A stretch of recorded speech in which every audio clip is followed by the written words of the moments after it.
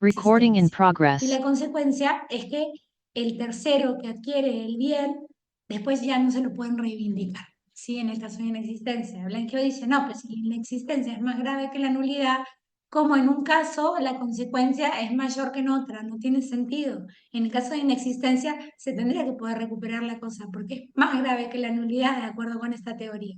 ¿Sí? Bien. Y bueno, y después dice que hay otros artículos donde dicen que sí es nulo cuando hay ausencia de una causa, de un objeto, de un consentimiento. Entonces que en realidad no hay que solo concentrarse en el 1560, sino también en el resto de los artículos del código. Pero ya les digo, esta es la visión crítica, ¿sí? Capaz que estaría bueno que leyeran la otra campana. Bien, y el cuestionario ya lo hicimos. Después dijimos que no siempre la nulidad es de todo el contrato, que a veces hay nulidades parciales. Sí, hay nulidades que hacen referencia a una cláusula del contrato, a una modalidad. Hay nulidades que se aplican cuando se superan ciertos límites y en otras causas que no están previstas por el legislador. Entonces, ¿qué pasa cuando hay una nulidad parcial? Y bueno, hay que verlo caso por caso. ¿Sí? Te dicen que para determinar si se tiene que declarar la nulidad o no, hay que ver el criterio voluntarista o el criterio objetivo. El criterio voluntarista es el que dice, las partes pactaron esta cláusula o esta condición y era muy importante para ellas. Entonces, si esta cláusula se elimina, hay que eliminar todo el contrato. El criterio objetivo es, no hay que analizar lo que querían las partes, sino cómo pensarían las partes de manera hipotética, ¿sí? No estas partes en específico. Si esa cláusula realmente era muy importante, uno se da cuenta que era importante para el contrato se declara nulo, de lo contrario no. Bueno, ¿y qué hacemos si al final se declara nulo el contrato? Y bueno, pasamos al criterio objetivo legal. ¿Qué es el criterio objetivo legal? Eliminamos esa cláusula y entra la solución supletoria dada por el legislador. ¿Sí?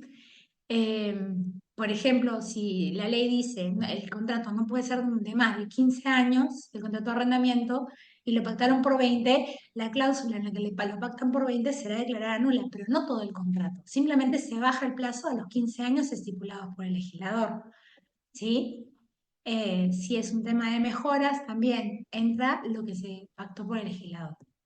Bien, las cláusulas abusivas es otro ejemplo de nulidad parcial, que en el artículo 31 se establece que si el juez entiende que integrando el contrato pasa a carecer de causa, se declara la nulidad de todo el contrato. ¿Sí? Sí, Melanie. Profe, y en estos casos la sentencia es declarativa también, ¿no? No es constitutiva porque en realidad nunca tuvo efecto jurídico, por más que sea una nulidad parcial. Exacto. Todo el contrato sería declarado nulo y por lo tanto las consecuencias de la nulidad absoluta aplicarían al contrato. ¿Sí? Es una muy buena pregunta. Bien, esto ya lo vimos. Bueno, y aquí entramos a la nulidad absoluta y a la nulidad relativa, porque en la clase pasada una alumna estuvo bueno porque me dijo, bueno, entonces la nulidad parcial sería la nulidad relativa, que en realidad si lo utilizamos desde un lenguaje cotidiano, y sí, capaz que se podría entender relativo, parcial, podría ser entendido como sinónimo. Pero en obligaciones son dos cosas totalmente diferentes. ¿Sí? La nulidad relativa es otro tipo de nulidad. Se podría decir que la nulidad se divide en absoluta y en relativa. Y vimos que no tiene nada que ver con el tema de la naturaleza de la nulidad, porque las dos tienen la misma naturaleza. Tiene que ver con la gravedad del vicio. ¿Sí? Bien, entonces, esto ya está. Entonces, vamos a ver por acá. Lo importante de la nulidad relativa es en el plano estructural, ¿sí? Porque mientras que la nulidad absoluta es como que no existió el contrato, la nulidad relativa es como que sí existió y fue válido y estuvo perfecto, ¿sí? Y genera todos los efectos que ese tipo de negocio jurídico generaría, ¿sí?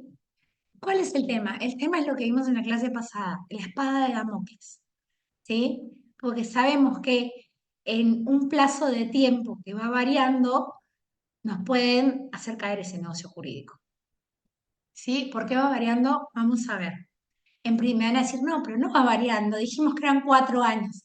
Claro, son 4 años, pero esos 4 años se empiezan a contar desde distintos puntos. Entonces, dependiendo de desde dónde se empieza a contar, el plazo va a ser mayor o menor. Ya lo vamos a ver. Em, Bien, acá decíamos que esto explica por qué el 1559, cuando habla de modos de extinción de las obligaciones, no habla de la nulidad absoluta, ¿sí? Habla de la declaración de nulidad o anulación que refiere a la nulidad relativa. ¿Por qué? Porque no se puede extinguir algo que nunca existió. Mientras que en la nulidad relativa el negocio sí existió, las obligaciones sí existían. Bueno, espero que yo esté hablando de esto y ustedes no me digan, va muy rápido, porque esto es un repaso, se supone que es un peloteo, porque esto ya lo vimos en la clase pasada con detenimiento. El detenimiento que permitió el tiempo, porque lo vimos rápido, pero no tan rápido como ahora. Bien, importante, el estado de nulidad, acá lo que decíamos de las sentencias constitutivas y las sentencias declarativas. ¿Sí? El estado de nulidad absoluta no es creado por la sentencia. ¿Sí? Y lo que dice Gamarra es que la nulidad relativa tampoco es creada por la sentencia, la nulidad siempre existe, ¿sí? Ahora, la nulidad absoluta es de pleno derecho, es ipso iure, es automática. En el momento que están celebrando el negocio jurídico ya es nulo, absolutamente. En el caso de la nulidad relativa sí se necesita una declaración judicial de nulidad para que la nulidad se configure. ¿Sí? El 1559 dice que los efectos, los contratos y obligaciones que establecen de nulidad relativa se extinguen con la declaración de esa nulidad. Em, bueno, bien. Sentencias declarativas y constitutivas. ¿Quién puede pedir la nulidad? Esto es importante. En la nulidad absoluta, como vimos, lo puede pedir cualquier interesado. ¿Sí? Las partes y también cualquier interesado. Pusimos como ejemplo el acreedor del que vende la cosa, ¿sí? Si el negocio es nulo, al acreedor del que vende la cosa le interesa porque la cosa bien, vuelve al vendedor y el acreedor puede ir contra esa cosa, embargarla, ¿sí? Para cobrarse su deuda. No lo puede pedir cualquier persona. Tiene que demostrar que tiene un interés. Pero no solo cualquier interesado puede hacerlo, sino que además, y esto es muy importante, el juez lo puede decretar de oficio, ¿sí? Y no solo el juez lo puede declarar de oficio, sino que también lo puede declarar el Ministerio Público, ¿sí? Ahora bien, algo importante, el 1561 dice que no pueden pedir la nulidad las partes que sabían del vicio o que debían de saber del vicio que invalidaba el negocio. Sí, Melania. Profe, perdón por la pregunta que capaz que es una boludez, pero ¿qué es el Ministerio Público? Bien, no es ninguna boludez, acá estamos aprendiendo. El Ministerio Público es una, es como una parte del Poder Judicial, ¿sí? Es como una autoridad del Poder Judicial que a lo que se dedica es a defender el orden público y ciertos intereses de orden público, ¿sí? Entonces, por ejemplo, cada vez que hay un juicio donde está involucrado un menor, el Ministerio Público tiene que intervenir. ¿Sí? E interviene a través del fiscal. El fiscal es el que representa al Ministerio Público, ¿sí? Entonces, cada vez que hay un tema donde se está involucrado el orden público, se cita el Ministerio Público, ¿sí? O sea, Entonces, en este, básicamente puede pedirlo no solo el juez, sino también un fiscal, exacto, básicamente. claro, pero no en todos los casos, porque si, por ejemplo, no sé, es algo muy de negocios, ¿viste? De intereses contrapuestos de partes negociantes, eso al Ministerio Público no le importa. Pero si, por ejemplo, está involucrado un menor de edad, ¿sí? Entonces ahí sí. El caso Macedo, que seguramente veamos en el taller, cuando vean la sentencia, el que defiende al menor y aboga porque se declare la nulidad de ese negocio es el Ministerio Público, ¿sí? El Ministerio Público también tiene actuación en los temas penales. Sí, acá estamos hablando de los temas civiles, pero la principal actuación del Ministerio Público, la principal razón de ser, es que es el que se encarga de procesar a los que cometen delitos. ¿Sí? Bien, bárbaro. Seguimos entonces. Entonces tampoco es que ay, este negocio es nulo y tú y yo lo sabíamos y además no es manifiesto, entonces el juez no se va a dar cuenta, vamos a pedirle al Ministerio Público que nos dé una mano. No, no es así. Es solo en casos muy puntuales donde están involucrados intereses del bien común, ¿sí? Del orden público. El juez solo puede declarar la nulidad del negocio de oficio y además debe hacerlo, es obligación del juez cuando la misma surge de manifiesto, evidente. Si es algo que se tiene que investigar para determinar, entonces ya el juez no la puede declarar. ¿Sí? Bien, es insubsanable, ¿sí? La nulidad absoluta, mientras que la nulidad relativa sí es subsanable. La nulidad absoluta no es subsanable, es otra diferencia. Una pregunta que capaz que que se va a hacer en el parcial son las diferencias entre la nulidad absoluta y la relativa. Entonces está bueno hacerse un cuadrito e ir poniendo nulidad absoluta, nulidad relativa y las diferencias. Esta es una, ¿sí? La nulidad absoluta no es subsanable. No es que las partes dicen, ah, bueno, contratamos cuando tenías 16 años y ahora tenés 18, entonces ahora vamos a, no, 16 no porque sería nulidad relativa. Contratamos cuando tenías 10 años y ahora tenés 18, vamos a confirmar el negocio. No se puede, ¿sí? Nunca existió, no se puede confirmar lo que nunca existió. Entonces no se puede hacer nada, no, sí se puede hacer algo. Se puede celebrar un nuevo contrato, ¿sí? Pero no tiene efecto retroactivo. Pero se puede celebrar un nuevo contrato y nada, y entonces con eso de alguna manera se subsanaría. Tampoco se convalida por el transcurso del tiempo. Acá el artículo 1561 tenía una parte que generaba mucha confusión, mucha discusión a nivel doctrinario. La LUC dijo, ¿saben qué, chicos? Vamos a borrar esta parte y así no nos generamos confusiones. Entonces, en realidad, la discusión sobre la interpretación de esta última parte del artículo ya no tiene mucha razón de ser. ¿Por qué decimos de que con el transcurso del tiempo no se subsana? Porque la nulidad relativa con el transcurso del tiempo sí se subsana. ¿Sí? Otra diferencia. Acá este cuestionario también ya lo hicimos. Y ahora vamos a la parte que nos quedó pendiente. ¿Sí?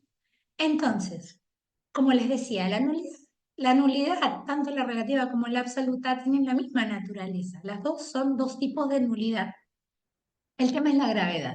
El legislador se sentó y dijo, bueno, estos tipos de nulidad tienen que ser absolutas. ¿Sí? El contrato no existió. Si existe, que el juez declare que nunca existió. No queremos que este contrato entre al ordenamiento jurídico. ¿Sí? Mientras que la nulidad relativa, el juez dice, bueno, no es tan grave. Entonces, yo qué sé, si las partes no piden la nulidad, que fluye. ¿Sí? Bien. ¿Por qué? Porque la nulidad absoluta refiere, entre otros, a los elementos esenciales del negocio. Elementos que sin esos elementos el negocio no puede existir. ¿Sí? Mientras que la relativa no refiere a los elementos esenciales. El consentimiento, esto es un ejemplo, el consentimiento es un requisito esencial. Si no hay consentimiento, propuesta y aceptación, el negocio no existe. ¿Sí? Ahora, de repente el consentimiento sí existe, pero está viciado con un error, con un dolo, con una violencia. En estos casos, sí, el negocio pasa a ser válido y eficaz, pero tiene una invalidez relativa. ¿Sí? El negocio existe, pero está viciado. No impide que el negocio produzca todos sus efectos. El de la nulidad absoluta, sí, los efectos no se producen. Acá los efectos se pueden producir, se producen en realidad, como si fuese un contrato válido. Em, Otro tema, la nulidad, en el caso de la nulidad relativa, es subsanable por el transcurso de 4 años o por la ratificación de las partes. Les digo ratificación porque es lo que dice el 1562. Pero aquí Gamarra nos explica que en realidad la ratificación es cuando es un tercero ajeno al negocio el que luego lo ratifica, mientras que la confirmación es cuando la parte contratante es la que ratifica el negocio. ¿Ah? Bien, entonces acá tenemos nuestro esquemita. Este esquema es fundamental. Si algo en este esquema no entienden, me lo preguntan. Los efectos del negocio afectado por una nulidad relativa pueden volverse definitivos o ser aniquilados. ¿Sí? ¿Cómo pueden volverse definitivos? Cuando pasan 4 años o si las partes lo confirman. Y son aniquilados si las partes van a juicio y el juez declara la nulidad del negocio. ¿Sí? Bueno, acá tenemos a la espada de Damocles. Bien, entonces ahora vamos a leer este artículo con total concentración. Dice, la nulidad producida por un objeto o causa ilícita y la producida por la omisión de algún requisito o formalidad que las leyes prescriben para el valor de ciertos actos o contratos, en consideración a su naturaleza y no a la calidad o estado de las personas que en ellos intervienen, son nulidades absolutas. ¿Sí? Hay asimismo nulidad absoluta en los actos y contratos de personas absolutamente incapaces. Entonces aquí esto dicen que es el espejo del 1261, dice, si no tenés causa, si no tenés objeto, si no tenés capacidad absoluta, si no tenés, si tenés incapacidad absoluta, la nulidad es absoluta. ¿Sí? Y después dice, cualquier otro vicio será nulidad relativa. ¿Está? Entonces, ¿qué dice Gamarra? Que la nulidad relativa es una categoría residual. ¿Sí? El código te dice, en estos casos hay nulidad absoluta, en los demás hay nulidad relativa. Ya vimos que el artículo 8 también establece que las normas prohibitivas también generan la nulidad absoluta. Entonces, por eso Gamarra dice que el sistema de nulidades se compone por el 1560 más el artículo 8. Sí, Melania. Profe, y esta lista sí es taxativa, ¿verdad? Y parece que no, no es taxativa. No, tampoco. No, no, porque lo que Por dice lo de la Gamarra, validez y todo claro, eso. por eso Claro, claro, claro. es Perdón. difícil. Es difícil porque está perfecto, está perfecto. Gamarra dice, el sistema de nulidades es este artículo y el 8, ¿sí? Normas prohibitivas 1560. Pero dice, eso no quita que si hay algún artículo que refiere a los elementos constitutivos de un contrato, que puede ser el código o puede ser la ley que regula el nuevo contrato de X, si dice, estos son los requisitos constitutivos para este contrato, entonces se desprende que si falta uno de esos requisitos, el contrato es nulo. ¿Tá? En ese sentido es taxativa. Pero dice que solo respecto de los elementos constitutivos para la formación de un contrato. ¿Por qué? Porque si no el contrato no puede existir. O sea, si la ley misma te está diciendo se necesita A, B y C para que el contrato exista, lo que te están diciendo es que esta norma de competencia, para que entre al ordenamiento jurídico, tiene que cumplir con A, B y C. ¿Sí? Entonces, nosotros nos sentamos y decimos, bueno, este contrato regulado por esta ley tiene A, B y C, no, entonces es absolutamente nulo. ¿Sí? En ese sentido no es taxativo.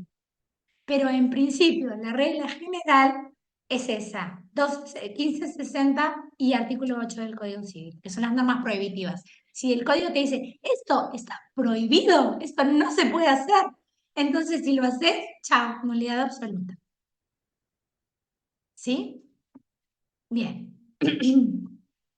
Si la ley o el código te dice esto es necesario, pero no lo sanciona con nulidad absoluta y no es un elemento esencial para la formación de un contrato, ¿será qué cosa? Nulidad relativa. Nulidad relativa porque es la categoría residual. Lo que no entra en la absoluta va para la relativa. ¿Sí? Bien. Listo. Entonces, acá lo que veíamos era sí, esto era lo de la categoría residual. Ahora entramos a otro tema. Si tenemos en nuestra imaginación este cuadro con dos columnas, estamos diciendo, esto se diferencia de esto, ¿sí? Esta es otra diferencia, porque cuando hablamos de la nulidad absoluta, ¿quiénes tenían legitimación para pedir la nulidad absoluta? Chun, El chun, juez. chun. El Los juez, bien. interesa, las Los partes interesados, interesadas perfecto. El juez, las partes interesadas, las partes y el, contratantes, y el obviamente, Ministerio Público, profe. y el Ministerio Público. Las partes contratantes siempre y cuando no supieran de la nulidad absoluta, o la parte contratante que no supiera de la nulidad absoluta, ¿verdad? Perfecto. Por ejemplo, en el caso del error obstáculo. Perfecto. ¿Está? 4 personas. Las partes, siempre y cuando no supieran de la nulidad, a una parte interesada, juez, Ministerio Público. Bárbaro. Ahora, esto cambia con la nulidad relativa. En la nulidad relativa, los únicos que pueden pedir la nulidad relativa son aquellos en cuyo beneficio se ha establecido esa nulidad relativa. ¿Sí? Primero, 1560, los relativamente incapaces. Después, 1269, cuando hay algún vicio del consentimiento. Y 3, cuando se establece la exigencia de venias o autorizaciones judiciales. ¿Sí? Que es el caso que refiere a la calidad o estado de las personas. Porque como se acordarán, acá en el 1560, ya me lo pasé, creo. Acá. En el 1560 dice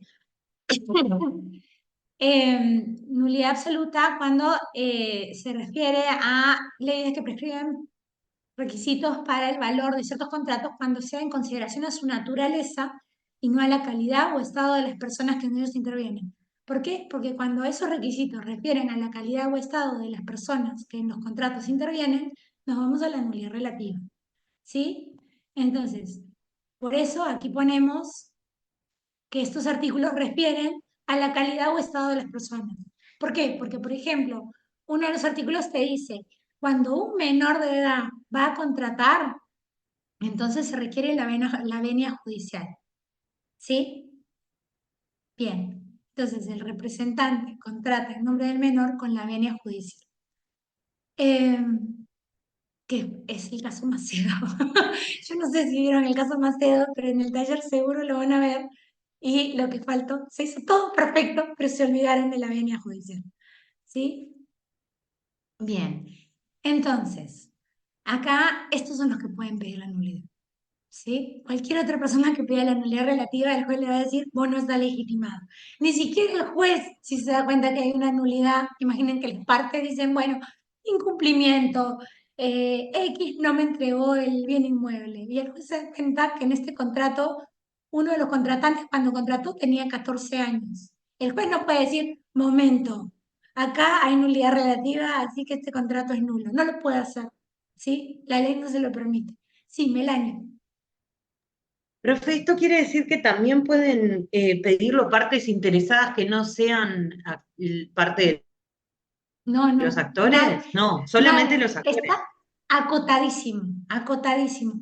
Solo aquella persona en cuyo beneficio se estableció la nulidad relativa, que forzosamente tiene que ser una parte contratante,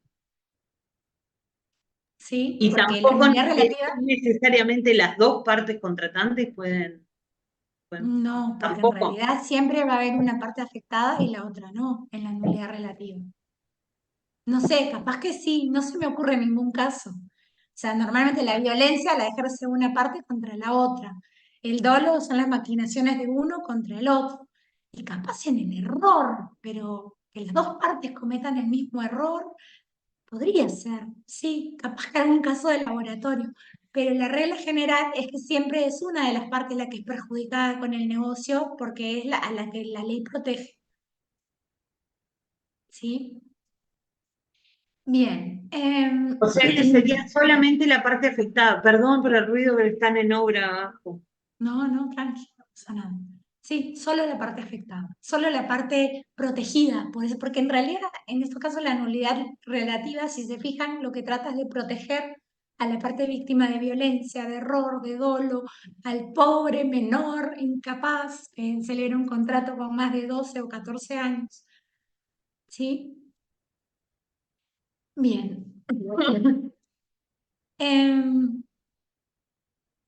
Ahora viene la parte positiva, ¿sí? Porque hasta ahora es todo pálida, ¿viste? Ay, no, qué horrible, o sea que yo contrato y después me pueden pedir la nulidad.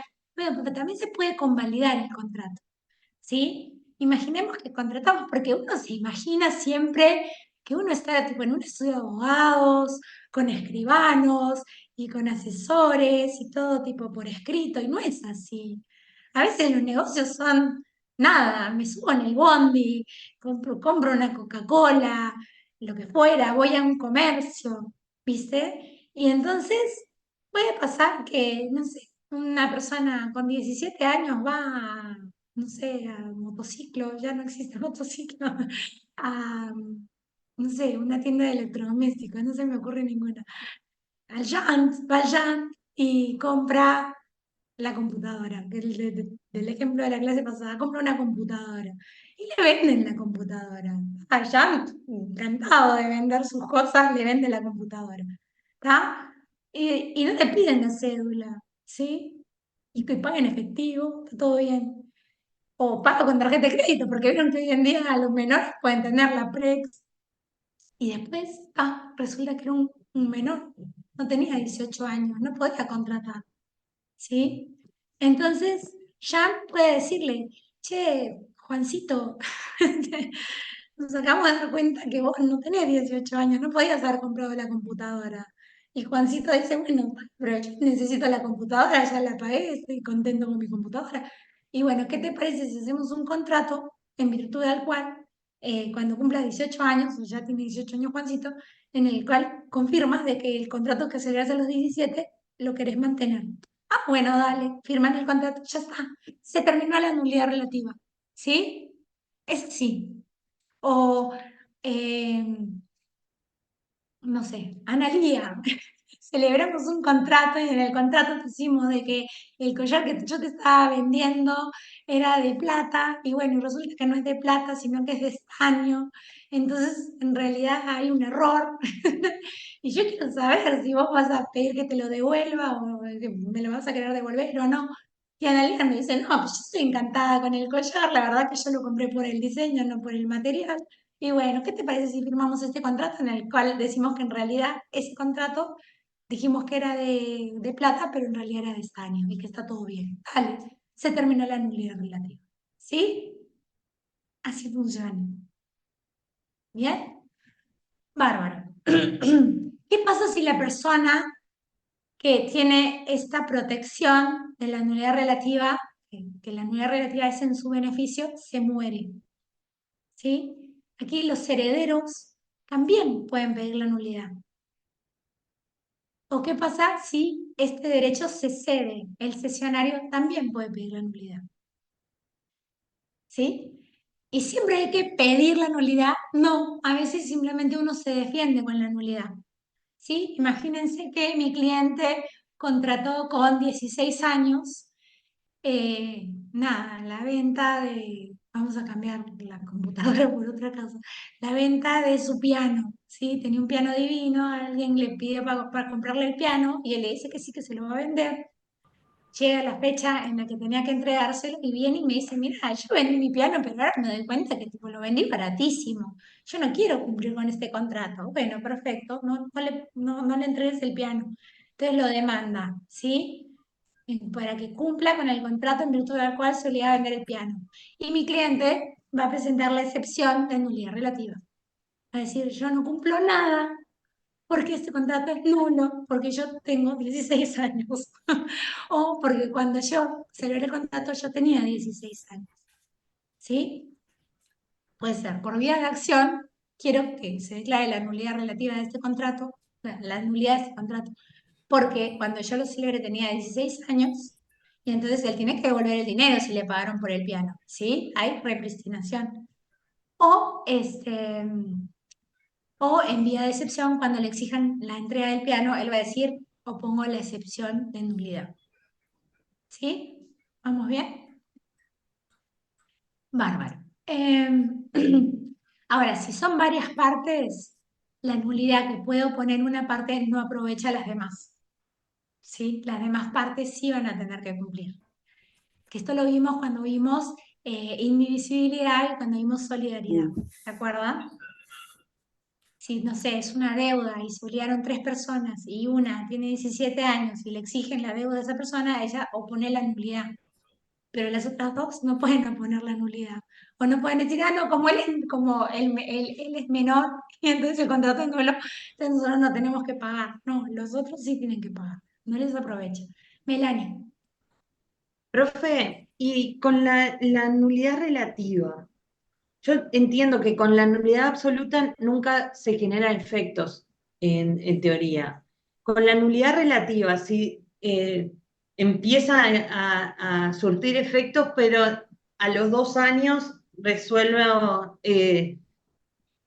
nada, pedir la nulidad por una cláusula que genera una nulidad relativa. ¿Qué pasa con esos 2 años? ¿Es retroactiva la decisión? ¿Es a partir del momento en que se declara la nulidad? ¿Cómo es eso? Es retroactivo, tiene los mismos efectos que si el negocio fuese absolutamente nulo. Ah, ok. Es algo así como una nulidad absoluta con una bomba de tiempo. Pero es como que está en Entonces, suspenso hasta que alguien diga algo, básicamente. exacto, ¿sí? O sea, es como que está encubierto el defecto, pero en cualquier momento, ¡pum!, puede explotar. Entonces, si viene la persona y te dice, mira, tengo un contrato que se adolece de nulidad relativa, lo primero que vos tenés que fijarte es en el plazo, ¿sí? En todo, o sea, en realidad, ustedes como abogados, cada vez que alguien venga a consultarles, lo primero que tienen que fijarse es en el plazo. Plazo de caducidad, plazo de prescripción, plazo para pedir la nulidad, ¿sí? Si calculan y pasó el plazo, entonces le dicen, quédate tranquilo que ahora tu contrato está perfecto, divino, válido y eficaz, ¿sí? Pero tiene que pasar ese plazo. Y hasta que no pase ese plazo, ese contrato puede ser declarado nulo. Y si es declarado nulo, tiene los mismos efectos que la nulidad absoluta. Es decir, es como que nunca existió, ¿sí? Alejandro. Profe, yo tengo una duda. Si se Mm. pacta la solidaridad pasiva y supongamos que son tres partes obligadas, una es menor, tiene 17, ¿qué pasa si de repente, porque ese menor es más solvente, el acreedor le pide justamente que pague todo y él opone la excepción de nulidad relativa? ¿Solamente aplicaría para su parte y cómo quedaría eso? Es muy interesante esa pregunta. Si se declara la nulidad de la deuda, sería solo respecto de su parte, sí. Si es, Bien, entonces, pero en realidad ahí sería respecto de las relaciones internas, porque si se pactó la solidaridad, claro. todos se responden por el todo. Y ahí en la relación interna él podrá decir, no, pero ustedes no me pueden reclamar a mí porque yo soy menor. Claro. Y en el Igual caso hay de un la indivisibilidad, artículo, igual hay un artículo que establece la situación específica del menor que vamos a ver no es tan sencillo. Sí, porque si el menor tuvo un enriquecimiento, un provecho, entonces esa parte sí puede exigirse. Sí, bien, Nes, gracias. pero muy buena pregunta, me pone contenta ese tipo de preguntas porque es como que se dan cuenta, ¿vieron? Que vamos mezclando todo, vamos trayendo la clase de solidaridad, la clase de indivisibilidad, prescripción en modos de extinción de las obligaciones, vamos todo, todo lo vamos mezclando. Así que por eso es tan importante que vayan estudiando lo que se da previamente, porque generalmente se relaciona con lo siguiente. Sí, Santiago. Buenos días, ¿qué tal? Perdón por la Ay, voz. por Dios. No, no, todos Este, estamos con la voz así, no Nidia. te preocupes. Quería hacer una consulta Analía, silenciate, por favor. respecto a cuando tú mencionaste el tema de la tarjeta Prex, que tiene un producto para que menores de edad puedan administrar dinero.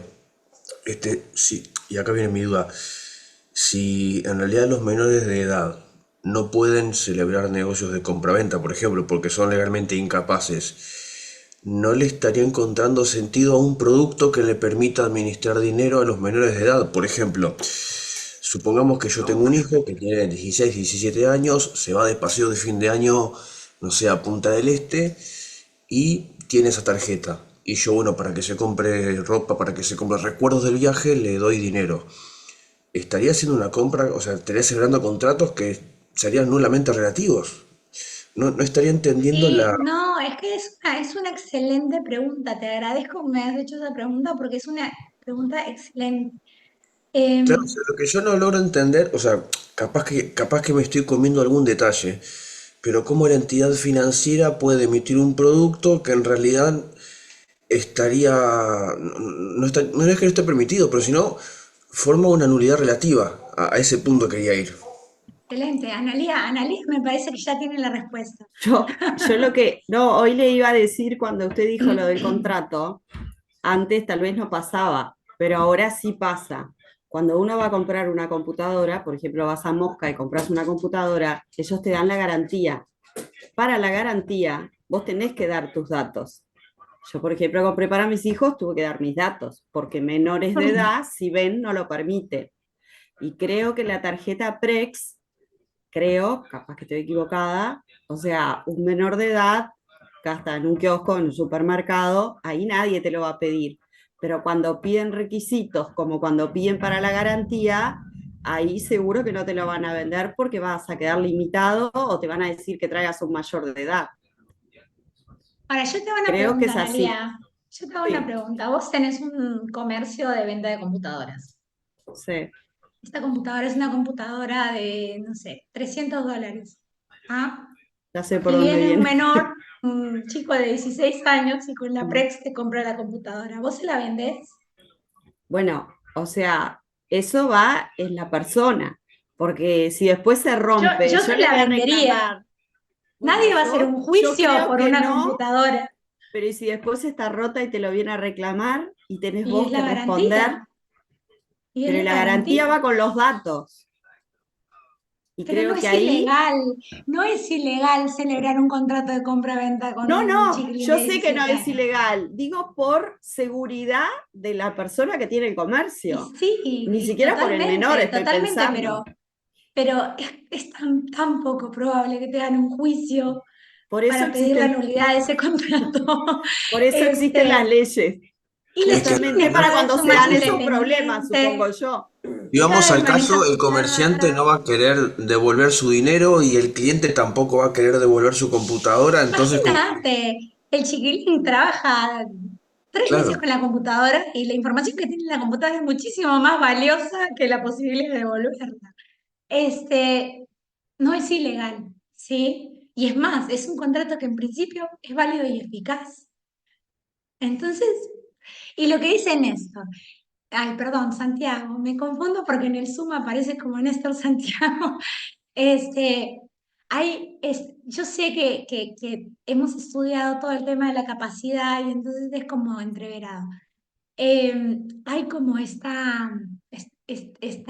consenso a nivel judicial y doctrinario de que si bien el código no lo dice, los contratos de poca monta sí pueden ser celebrados por menores y son válidos. ¿Sí? Un menor de edad perfectamente puede pagar el bondi, comprarse una Coca-Cola, etcétera. ¿Sí? Y Así no, que o si no sea, hay mamita chica al almacén, no es nulo el contrato. no es nulo. Ah, ¿Ah? bueno, creo que si no hay una ley, como por ejemplo, el ejemplo sería el de los cigarrillos o el alcohol, que si no tenés más de 18 años, si no es tan estricta, creo que se da por una conveniencia económica.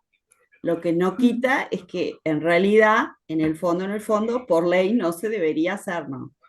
No, pero es que lo que pasa es que Narvaja no podía prever todos los casos, ¿sí? Entonces, como que hay ciertos temas que lo que entra es el sentido común, ¿sí? Un niño hasta los 18 años no le puede decir, no podés comprar una Coca-Cola hasta los 18 años, ¿sí? O sea, hay ciertos actos de la vida diaria que es como que lógico y evidente que los niños van a poder celebrarlos y van a ser válidos, ¿sí? Van a poder subirse en un bondi, van a poder comprar unas galletitas, no pasa nada, ¿sí? Y es más, les digo más, a partir de los 15 años, el Código de la Niñez y la Adolescencia permite que los menores trabajen, ¿sí? Y hay un artículo que ahora no me acuerdo del Código Civil que establece que cuando trabajás, recibís tu peculio, respecto de tu peculio, es como que tuvieses 18 años. Entonces, si vos vas al comercio de computadoras de Analía con 16 años y le mostrás tu autorización de ANEP, tu contrato de trabajo y tu constancia de transferencia de sueldo, y le decís, con esto estoy comprando la computadora y lo pones todo en el contrato, ese contrato no tiene nulidad relativa. Es absolutamente válido, ¿sí? Entonces, por eso le digo, hay muchas zonas grises. Entonces ustedes me van a decir, bueno, pero ¿qué es poca monta? O sea, si quiere comprar una galletita para la merienda, está clarísimo. Si quiere comprar, no sé, la computadora de $1000, es clarísimo que no. Pero ¿y lo que está en el medio? ¿Qué hacemos con lo que está en el medio? Y bueno, nada, la ley no puede prever todo, ¿sí? Entonces hay que aplicar un poco el sentido común y arriesgarse un poco también, ¿sí? Es decir, realmente alguien va a contratar a un abogado y hacer un juicio para declarar la nulidad de un negocio de este monto, no, y bueno, lo celebro igual, no es ilegal, ¿sí? Celebrar un contrato con alguien que es menor. Bien, seguimos que ya me queda poco tiempo, tenemos hasta las 10:30, quedan 10 minutos, pero venimos bien. Entonces eso, se puede confirmar, los herederos y los cesionarios pueden pedir también la nulidad, o se puede pedir por vía de acción o de excepción, y la parte si es una parte plurisubjetiva, porque se declara la nulidad respecto de uno, no se declara respecto de los demás. Los demás siguen obligados. Prescripción 4 años, ¿sí? Así, a fuego, grábenselo, 4 años. 1568. El plazo para pedir la anulación durará 4 años. Para las personas jurídicas se duplica, ¿sí? En lugar de 4 pasa a ser de 8 años. ¿Qué pasa? ¿Por qué se hace esto? ¿Y por qué hay que terminar con la incertidumbre? ¿Sí? Es muy, muy complicado decirle a una persona, mira, este negocio que celebraste, la otra persona tiene toda su vida y además después sus herederos también pueden pedirle nulidad. O sea, es como que es eterna la incertidumbre, la espada de Damocles es eterna. No, en algún momento tiene que terminarse esta incertidumbre, darle paso a la seguridad jurídica, 4 años. ¿Sí? Entonces, si ustedes quieren comprar, no sé, una casa y el contrato por el cual el dueño compró la casa se la compró a un menor de 16 años, entonces ustedes saben que si ya pasaron los 4 años, ustedes pueden comprar la casa tranquilos, ¿sí? Porque ese negocio que adolecía de una nulidad relativa ya no adolece de esa nulidad, es válido y eficaz, y entonces al que le están comprando es propietario. Para ¿Sí? eso, profesora, hay que hacer o sea, algún documento diciendo a partir de hoy, nada, es Nada, por nada, efecto es el nomás de transcurso paso del del tiempo. tiempo. Ah, ¿Sí? ok. ¿Ah? Eh, bueno, la incertidumbre. Bien, el transcurso del tiempo presupone que el interesado esté en condiciones de hacer valer su derecho, ¿sí? Entonces, si estamos diciendo que hay un negocio que se celebró con violencia, tiene que terminar la violencia, ¿sí? Poniendo un caso así de laboratorio y muy extremo, secuestraron a una persona y la obligaron a firmar un contrato, ¿sí? Entonces, que en realidad no, porque en ese caso es el tipo de violencia que genera la nulidad absoluta y acá estamos en relativa. Cambio de ejemplo. Imaginemos que es una persona que ejerce violencia moral hacia la otra, eh, no se me ocurre ningún caso, pero imaginemos la violencia moral de algún tipo. No sé, porque tiene una deuda enorme y lo está amenazando con cobrarse de esa deuda enorme o abrir al mundo un secreto horrible, no sé, varía. Hasta que esa violencia no termine, el negocio que lo obligaron a celebrar bajo esa violencia, el plazo no corre. ¿Sí? Lo mismo, bueno, no lo mismo. Con la incapacidad es algo diferente que lo vamos a ver después. Ahora, esto es con la violencia y con la incapacidad, pero después el código dice que con el dolo y el error es desde que se firmó el contrato. Y aquí Gamarra dice, no, ¿cómo? Pero si lo que se supone es que la persona tiene que estar en condiciones de ejercer su derecho, la persona no va a estar en condiciones hasta que salga del error o hasta que descubra el dolo, esa maquinación artificiosa horrible que le hicieron. ¿Por qué hay un criterio respecto de la violencia y la incapacidad y otro criterio respecto del dolo y el error? Nada, no se puede explicar. ¿Sí? Pero es así. Entonces hay dos criterios y uno es arbitrario y tenemos que conocerlo, que es cuando se trata de dolo o error, No es desde que uno salió del error o desde que uno se dio cuenta de que estaba siendo víctima del dolo. Es desde que se celebró el contrato. ¿Está? Bueno, y ahora empezamos con la prescripción de los herederos del incapaz. Ah, bueno, no. Primero vamos a la incapacidad. Entonces decimos que son 4 años, pero 4 años ¿desde cuándo? Si decimos de que es desde que la persona esté en condiciones de ejercer su derecho a declarar la nulidad. ¿Cuándo el incapaz relativo está en condiciones de ejercer su derecho de declarar la nulidad de ese contrato? ¿A los 18 años? A los 18 años, ¿sí? Cuando adquiere la capacidad de obrar. Perfecto. Entonces, si un incapaz celebró el contrato cuando tenía 12 años, ¿cuántos años tienen que pasar? 6. No. ¿Cuántos años tienen que pasar para que prescriba? Ah, ¿cuántos tiene que pasar para que prescriba? Tiene que... Son 4, ¿no? 6, 4 7, años. 8, 4. 10, 10, 10. ¿Sí? Porque son 6 años para que pueda ejercer el derecho, más 4 para que prescriba. A En los realidad, 22. Analia tenía razón. La pregunta la planteé cuándo podría ejercer el derecho, en 6. Cuando prescribe, en 4 más 6. 22. ¿Entendió? Esto es súper importante. Si no, se van a marear con lo que sigue. Otro ejemplo. La persona celebró con 16. ¿Cuándo puede ejercer el derecho? ¿En cuántos años? En 4. Lo celebró con 16. 2. En 2. En ¿Sí? 2. Tiene 16 más 2, 18. Perfecto. Somos abogados, no contadores. Y a partir de ahí Bien. empieza a correr el resto del plazo. ¿En cuánto tiempo prescribe? Si contrató con 16. En 6. 6, ¿sí? 6. 2 para tener la mayoría de edad, más 4 para que prescriba. ¿Sí? ¿Estamos bien? Si contrató con 10, ¿cuánto tiempo tiene que pasar para que prescriba? 10. 14. Con 14. 10 es No, nulo absolutamente. 12. Bueno, 12. ¿Quién 12. dijo que es una nulidad absoluta? Ahí salvó la plata. Melania. Vamos, vamos, Melania. Con 10 no tienen que contar nada. Esta va a ser pregunta del parcial. Eso traía una trampa. Nos empezó a hacer Claro, por cálculos supuesto y que nosotros sí. vamos a sacar las cuentas. Pero, pero es una trampa que es fundamental, es mala praxis, en serio. O sea, ustedes presentan una acción de anulación, ¿sí? Porque en un contrato se lo celebró un menor de 10 años y el juez, les juro que se va a enojar con ustedes. ¿Ah?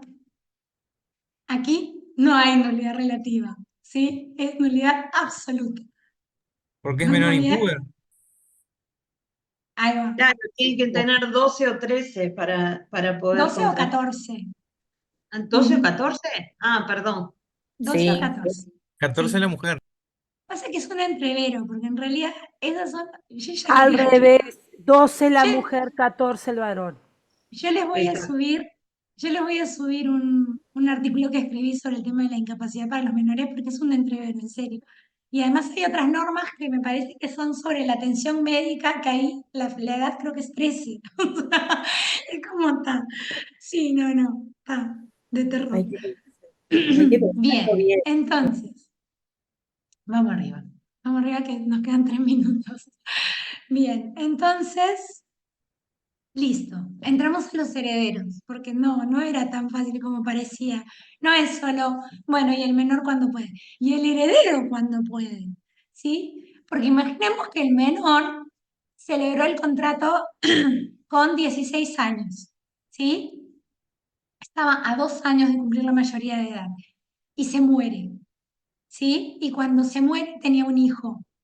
Entonces, el derecho a pedir la nulidad de ese contrato pasa al hijo. Y imaginemos que el hijo tenía 1 año cuando muere su papá de 16. Entonces, ¿qué plazo tiene que pasar para que prescriba? Ahora sí saquen las calculadoras. ¿Cómo? Sí, ¿Cómo? De Melania. nuevo.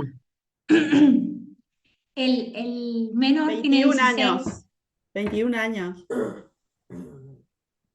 Vamos de nuevo. Analia ya tiró un número. Vamos de nuevo. El menor muere con 16.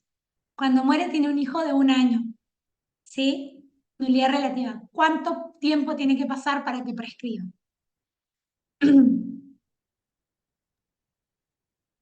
Pero ¿cuál es Ahí la no, edad? ¿Cuál es la edad que se toma en cuenta? ¿Es la del padre o la del hijo?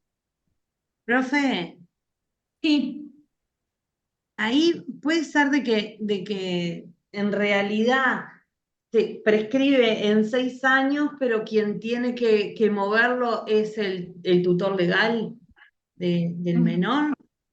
Estoy vamos, inventando vamos porque a, no tengo ni idea, es vamos re a, complicado sí, lo que estoy diciendo. sí, es re complicado. Vamos a leer esa diapositiva y después yo quiero saber si Analia sigue manteniendo sus 21 años. ¿Sí? Dice, los herederos también están legitimados para pedir la nulidad. Si el heredero es mayor de edad, la solución es diferente que si el heredero es menor de edad. ¿Está?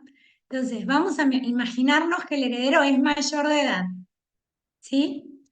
El plazo empieza a correr de inmediato y se toma en cuenta aquel que ya hubiera transcurrido en vida del causante. ¿Sí? Entonces acá no vamos a pensar en un menor incapaz porque es complicado que el heredero sea mayor de edad. Imaginemos en alguien que está pidiendo la nulidad relativa por un caso de violencia psicológica. ¿Sí? Entonces, cuando muere, el heredero es mayor de edad. Su hijo tiene 18 años. Entonces dice, el plazo empieza a correr de inmediato y se toma en cuenta aquel que ya hubiera transcurrido en vida del causante. ¿Sí? Entonces, la siguiente pregunta que ustedes me tienen que hacer es, bueno, pero cuando la persona muere, ¿hacía cuánto que había celebrado el contrato? ¿Sí? Esa es la primera pregunta que le tienen que preguntar a su cliente. Sí, Eduardo.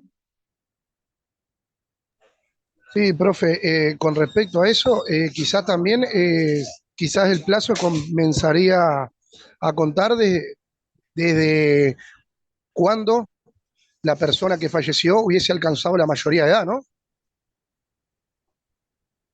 Sí, exacto. Está bien. Pero eso lo vamos a ver en la siguiente. Ahora estamos imaginando de que no es un menor relativo. ¿Sí? Estamos pensando que es alguien que tenía 45 años cuando falleció. Entonces, dice así, si el causante falleció siendo incapaz, el heredero dispone íntegramente del plazo de 4 años. Si el causante falleció siendo capaz, el heredero tendrá el plazo que le quedó pendiente al contratante. Si tenía 20, el heredero tendrá 2 años para solicitar la nulidad. Bueno, en el primer caso no vamos a pensar en un incapaz relativo, sino en, ¿en quién podríamos pensar? Porque en este caso no se me ocurre un ejemplo. Porque sí, bueno, acá en realidad lo que tendríamos que pensar es en un incapaz absoluto, pero no, no lo voy a mezclar. Vamos al segundo caso mejor. Y el primero, en la próxima clase les doy algún ejemplo que se me ocurra. Entonces, el causante fallece siendo capaz. El heredero tiene el plazo que le quedó pendiente al contratante. Entonces, imaginemos este ejemplo, la persona tiene 40 años y hacía 2 años que había contratado. Entonces ya pasaron 2 años. Esos 2 años no se pierden, ya pasaron 2. ¿Sí? Y el heredero tiene el plazo de los 2 años y además el plazo que tiene el heredero para reclamar. Entonces, si el heredero en ese momento es mayor de edad, porque estamos en el caso del mayor de edad, tiene 20, tendrá 2 años. ¿Sí? ¿Se entendió? Vamos de nuevo. Yo celebro el contrato, ¿sí? Bajo violencia o dolo o error, pasan 2 años y muero. Entonces mi heredero, que tiene 20, ya pasaron 2. Tiene solo 2 años más para pedir la nulidad relativa. ¿Sí? ¿Bien? Bárbaro. Ahora, ¿qué pasa si el heredero es menor de edad? En el caso de que el heredero sea menor de edad, el plazo no le empieza a correr hasta que no sea mayor de edad. ¿Sí? Entonces, en este mismo caso, yo celebro el contrato, pasan 2 años, me muero. Mi hijo tiene 15 años. Entonces, ya pasaron 2, tiene que pasar 3 años para que él cumpla 18, vamos 5, y después tienen que pasar los 2 que faltaban, vamos 7. ¿Sí? Ahora, imaginemos que yo celebro el contrato y me muero. ¿sí? Entonces están los 4 años intactos. Imaginemos que mi hijo tiene 1 año, entonces tendrían que pasar 17 años más 4 años de, ¿sí? Ahora 21. dice 21.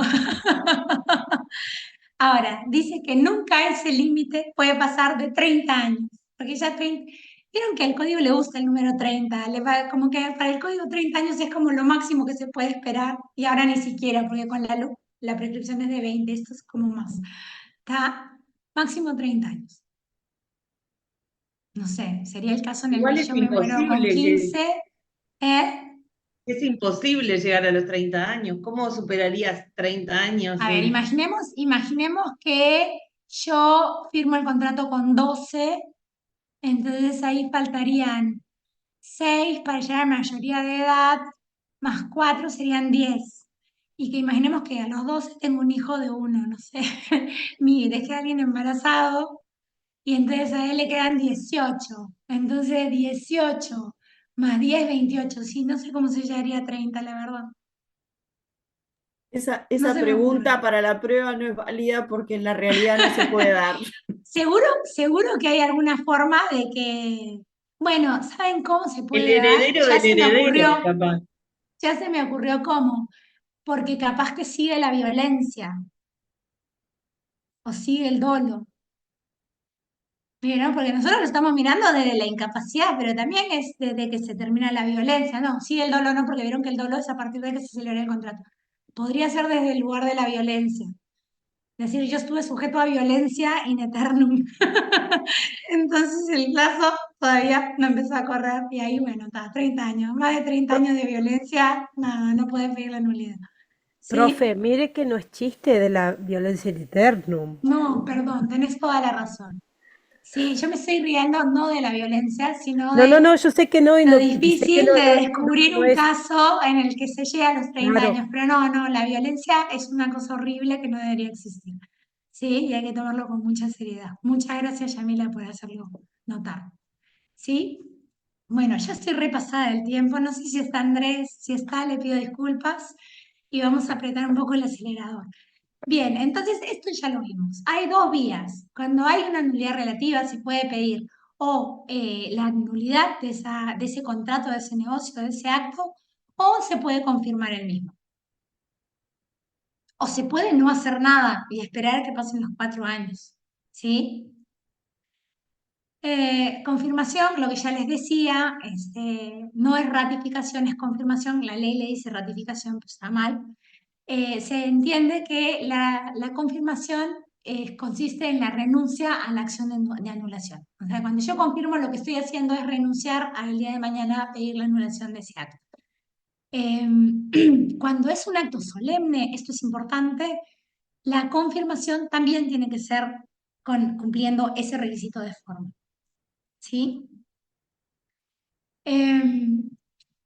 Bueno, y puede haber una confirmación tácita, obviamente cuando no es solemne.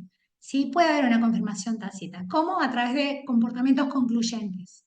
¿Sí? Como por ejemplo, yo la computadora que compré con 17 años se la vendo a Andrés. Entonces, ya la hago propia y ya es como un acto concluyente de que para mí se la tengo que vender con 18, ¿no?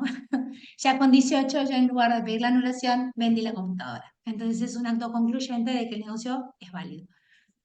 Bien. Efectos de la anulación, lo que les decía, son las mismas tanto en la nulidad absoluta como en la nulidad relativa. Aquí entramos a todo el tema de la repristinación. Si se entregó una cosa, esa cosa puede reivindicarse. Y aquí tenemos toda la regulación sobre la reivindicación, que está en el Código Civil. Y para la reivindicación se diferencia entre el poseedor de buena y mala fe. ¿Sí? Esto ya está en el código, si quieren lo pueden leer. Lo más importante es el tema de los frutos, el tema de los deterioros, el tema del dinero que se invirtió para obtener esos frutos. Esto igual capaz que ustedes ya lo vieron o no lo vieron, ¿no? Bien. El tema de las mejoras voluntarias, útiles, necesarias. Eso es importante. Ahora, el 1565 dice que no se puede repetir lo que se ha dado o pagado a sabiendas de la nulidad. Esta es la primera excepción, ¿sí? Porque la regla es, si se declara la nulidad, se tiene que dar la repristinación. Las partes tienen que devolver lo que recibieron en virtud al negocio celebrado. Entonces, la primera excepción a ese derecho a pedir la devolución de lo que se entregó en cumplimiento del contrato es cuando se sabía de la nulidad. ¿Sí? Si se sabía de la nulidad, entonces nadie puede basarse en su ilícito para ejercer un derecho. No se puede pedir la reivindicación. Eh, eh, Ahora, sí se puede reivindicar cuando se contrata por error o cuando el actor es un contratante incapaz, ¿sí? Porque por más de que el incapaz supiera, era incapaz. Entonces, no puede hacérsele responsable de saber de la nulidad. Una parte de la doctrina dice que esta sanción no alcanza a los herederos, la Marra entiende que sí, que no puede transmitirse más derechos de lo que se tiene. ¿Sí? Y aquí lo que dice es que... no, esto lo vemos después. Bien. La segunda excepción es la excepción del incapaz. ¿Sí? Cuando el incapaz es el que celebra el contrato, sin los requisitos legales, es decir, sin estar representado por su tutor o por su padre, dice que no se puede pedir la reivindicación a menos que se pruebe su enriquecimiento. Era lo que les decía más atrás, de que el tema del incapaz es un tema complejo porque está regulado específicamente. ¿Sí? Entonces, si yo le vendo, no sé, si el incapaz me vende el piano y yo le pago $300 y después el negocio se declara nulo, yo le voy a decir al incapaz, bueno, dale, yo te devuelvo el piano, pero vos devolverme los $300. Y el incapaz va a decir, ah, no, pero yo soy incapaz. Entonces, por el artículo 1565, yo no te tengo que devolver nada. ¿Sí? Y ahí el artículo dice, sí, pero si vos demostrás que el incapaz se enriqueció, entonces ahí sí te tienen que devolver. ¿Sí? Entonces, después dice, se entiende que el incapaz se enriqueció cuando las cosas que adquirió fueron necesarias o cuando las mismas subsisten y quiere retenerlas. ¿Ah? Entonces, imaginemos que en lugar de $300, yo a cambio del piano le entregué, no sé, una computadora. ¿Sí? Ya que estamos con los ejemplos de los pianos y las computadoras. ¿Sí? El incapaz puede decirme, no, yo no te devuelvo la computadora, porque yo soy incapaz y entonces respecto de mí no cabe la reivindicación. Y entonces yo puedo decir, bueno, si la computadora, el incapaz, la perdió, entonces yo no puedo demostrar que él se enriqueció con esa computadora. ¿Sí? Porque es el enriquecimiento al momento en el que se pide la nulidad, no al momento en el que se le entrega. Pero si el incapaz sigue usando la computadora, la usa para el colegio, le es útil, entonces ahí sí me tendría que devolver la computadora o pagarme el monto de la computadora. ¿Sí? O si subsiste y quiere retenerla, si se quiere quedar con la computadora. ¿Sí? O sea, si es algo que le resulta útil. ¿Por qué? Porque si le pagué los $300 y él, en lugar de poner los $300 en la cuenta de ahorros, que también es un ejemplo de que lo retuvo, se los gastó en el casino, entonces yo ya no le puedo pedir la devolución de los $300. Sí, creo que los enredé un poco, pero creo que el concepto queda, ¿verdad? O sea, cuando la contraprestación se le da al incapaz y yo quiero recuperar esa contraprestación, yo me tengo que preguntar, ¿lo que el incapaz recibió le fue útil? ¿Era algo necesario o algo útil? Y si no puedo responder esa pregunta, lo siguiente que tengo que preguntarme es, ¿lo sigue teniendo? Y además el incapaz lo quiere retener. Bueno, entonces, está. Si es así, lo puedo reivindicar. ¿Sí? Salvo que el incapaz diga, ah, no, pero entonces si lo tengo que devolver, entonces prefiero que el contrato quede así, porque prefiero quedarme con lo que tengo. ¿Sí? Entonces son como 3 pasos. ¿Sí? Ahí nada, desiste de la acción de anulación. ¿Sí? ¿Se entendió? Bien.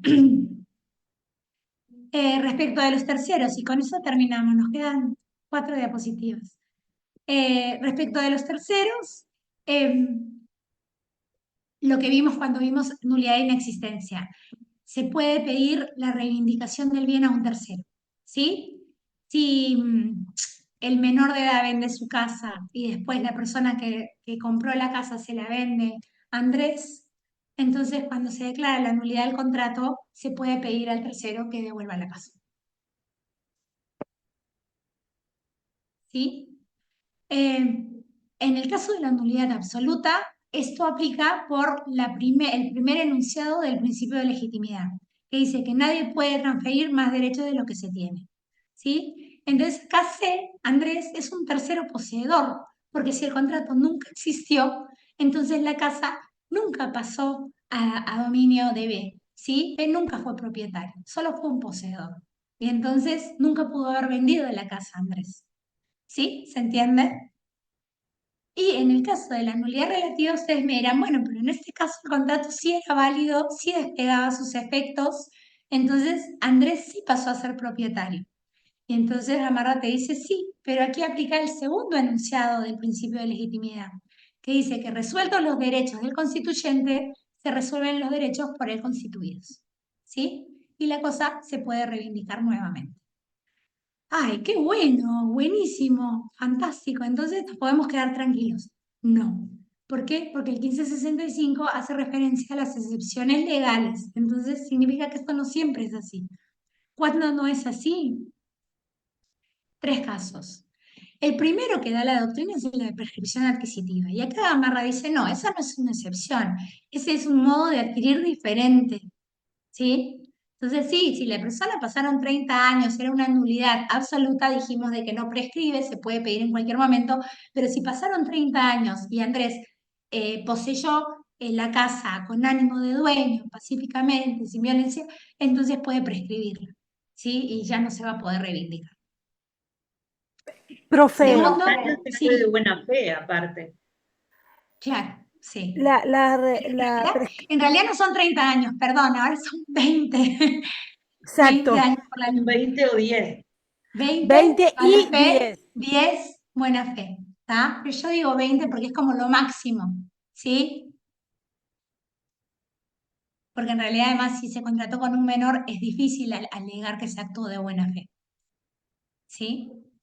Sí, Bien. pero capaz que el contrato fue, pienso yo, ¿no? Yo compro una casa cuando tengo 16 años, por algún motivo me lo habilitan, compro con 16 años, la vendo cuando ya tengo 22.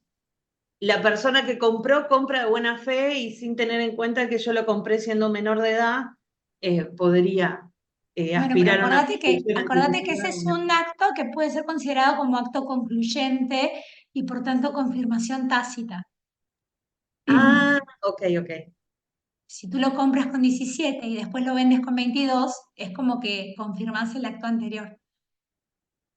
¿Ah? Pero sí, es un buen ejemplo, porque si algún juez entiende que no es una confirmación tácita por alguna razón, y sí, podría darse a confusión. ¿Sí? Y se podría alegar la buena fe. Bueno, y la última excepción, no, las segundas 2 excepciones es así, Gamarra dice, no, sí, esas sí son excepciones. Una es la simulación, el 1580, que dice que el tercero adquirente de buena fe, a ese no se le puede oponer la nulidad absoluta del negocio simulado. ¿Sí? Esto no se mareen, lo vamos a ver después en simulación, pero es importante saber que es una excepción. Y el 1318 dice que el tercero adquirente de buena fe a título oneroso queda a salvo de la acción reivindicatoria. ¿Sí? Entonces esta es otra excepción. Bueno, y aquí tenemos un cuestionario, con esto terminamos y ya le damos la palabra a Andrés, que es elija la opción falsa. Primero, luego de que transcurran 4 años, la acción para solicitar la nulidad del contrato prescribe. Esto en el chat, díganme cuál es la falsa, ¿sí? Primera, luego de que transcurran 4 años, la acción para solicitar la nulidad del contrato prescribe. B, respecto de nulidad relativa. Es posible confirmar un contrato afectado por una nulidad relativa. Y C, el contrato que adolece de nulidad relativa no produce efectos. Entonces, la opción incorrecta es... chan, chan, chan, chan. Perfecto, ya está. Me quedo tranquila. Le subo el cuestionario entre hoy y mañana. ¿Sí? Y también la doctrina para la clase del viernes también ya la subí, que es el tratado para estudiantes de Gamarra. Andrés, ¿estás? Acá estoy. Perdón, que te tomé más tiempo del que te había pedido. No, no, no te preocupes, ningún problema. Bueno, ya son -10, no sé si tiene mucho sentido empezar un tema nuevo ahora. Lo que por ahí, ahora nos organizamos un poquito con Mariana a ver si el viernes dejamos el tema que estaba previsto o insertamos este que quedó un poquito trancado de hoy. ¿Ah? Después les avisamos cómo quedamos. ¿Bien? Bueno, dejaríamos por acá, entonces Mariana, ¿tengas algo más? No. Bueno, muy Bárbaro. bien. Para el viernes, Muchas gracias. entonces, leemos A ver, lo que subió de doctrina. ¿Qué sería para el viernes? No sé. Ya les mandamos un aviso diciéndoles Ah, qué es lo que hay que leer. ok. Bárbaro, Igual, gracias. igual lo que les subí es corto, no les va a llevar